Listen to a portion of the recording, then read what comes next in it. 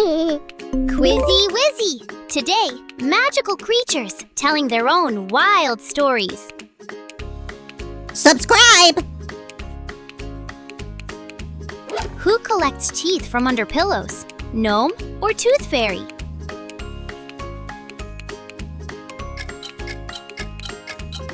Final answer, tooth fairy. Vikings called this tradition Tanfe or tooth fee and paid children for their lost teeth for luck for centuries. Okay, first of all, I don't steal teeth. I collect them. Very different things. A tiny white surprise waits for me under every pillow, and I leave a coin and vanish before the alarm rings. Gnome digs around at night too, sure, but he's after gold in socks, and I'm after baby teeth under pillows. My treasure chest already holds enough teeth for a whole shark's jaw, and that's not an exaggeration. Who mends shoes for fairies? Leprechaun or gnome?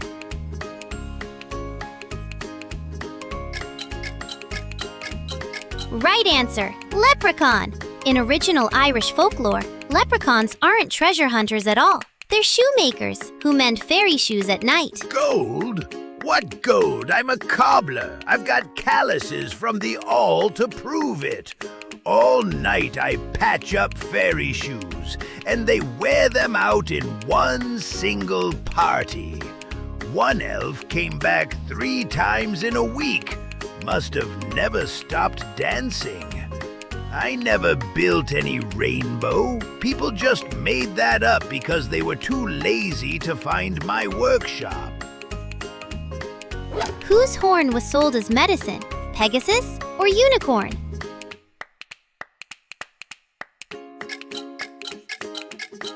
This is it, unicorn. In medieval Europe, merchants sold narwhal tusks as real unicorn horns for the price of gold. Let's clear this up. Nobody has ever actually seen my horn because I'm a unicorn, not a walrus. Medieval merchants sold each other narwhal tusks and swore it was mine. The nerve of it. One horn cost as much as a castle, and all they got was a whale's spare tooth. I mostly use my horn to part tall grass and scratch my back. Pegasus gets to fly around showing off his wings while I clean up somebody else's con job. Who got mistaken for a manatee? Siren or mermaid?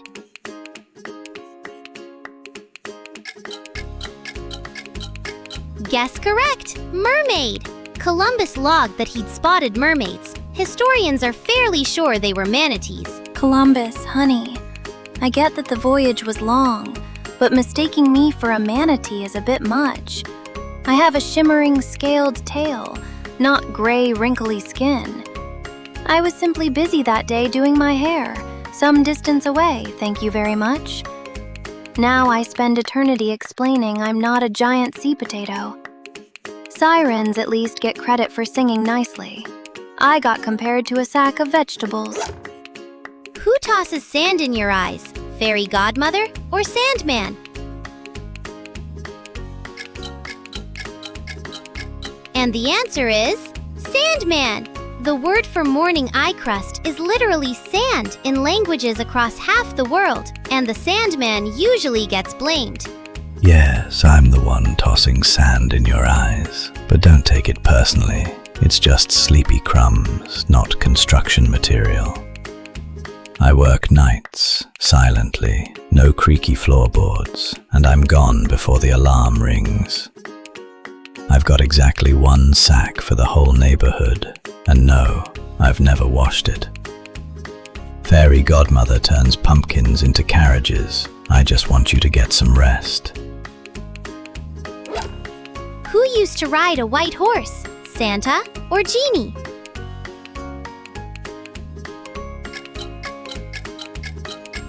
You got it, Santa!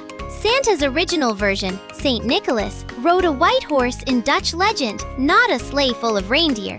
I started my career on a fancy white horse. Very dignified, thank you.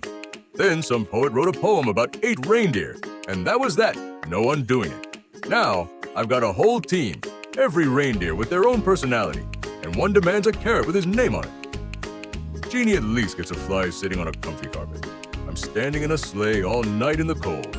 But I'm the one delivering the presents, not him. So really, who's winning here?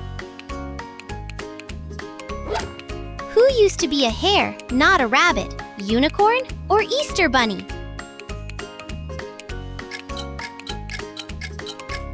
Absolutely right! It's Easter bunny! In German folklore, the Easter symbol was originally a hare called Osterhase, not a rabbit. For starters, I used to be a hare, long-legged and jumpy, not a plush little bunny from a cartoon.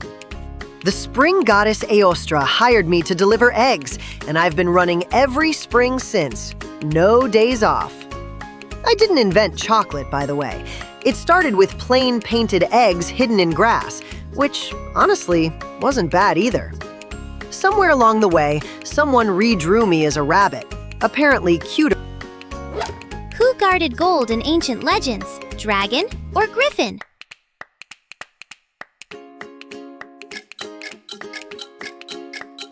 Drumroll, please. Griffin!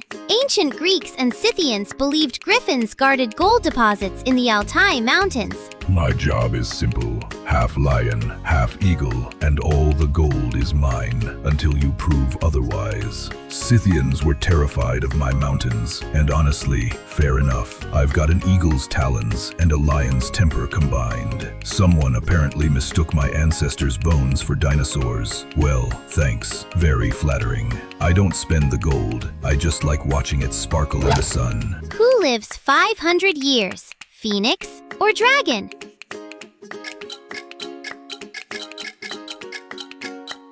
Of course, it's Phoenix! Ancient Greek legends say the phoenix lives about 500 years before rising again from its own ashes. 500 years is a lot of birthdays, by the way, and every single one ends the same. I burst into flames and burn to nothing. Friends used to panic. Now they just bring marshmallows and warm their hands. I come out of the ashes looking freshly spa-treated, not like I just stepped out of a bonfire. Dragon lives forever and has never once had a makeover. Must get boring after a while. Every 500 years, I come back brand new, with fresh feathers and the same confident grin. Who got searched with submarines, Nessie or Kraken?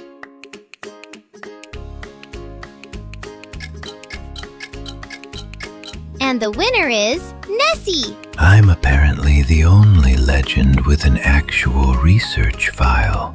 That's not nothing. They've searched for me with sonar, a submarine, even a helicopter, while I just swam around minding my own business.